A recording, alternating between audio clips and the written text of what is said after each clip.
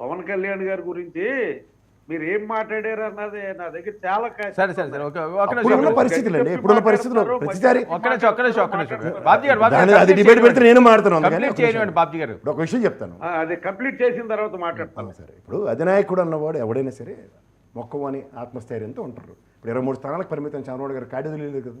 అవును, permutations combinations ఆయన వయసు సేకరించిపోయినా లోకేష్తో పాదయాత్ర చేయించారు ఆయన.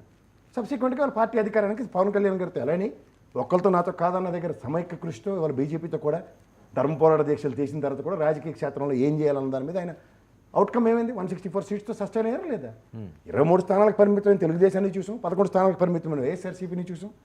ఈ రాష్ట్రంలో ఏమైనా అద్భుతాలు ఏమైనా కొత్తగా జరుగుతున్నాయి అంటే 8 నెలల్లోనే ఏంటి ఈయనకి ఇప్పుడు మీరు కొత్తగా చూస్తున్నారు. 8 నెలలు ఆయన ఇందాక కిరణ్ అంటూ లండన్ వెళ్ళి వచ్చాడు అంటున్నారు. లండన్ కన్నా ముందు పరిణామాలు చూడండి.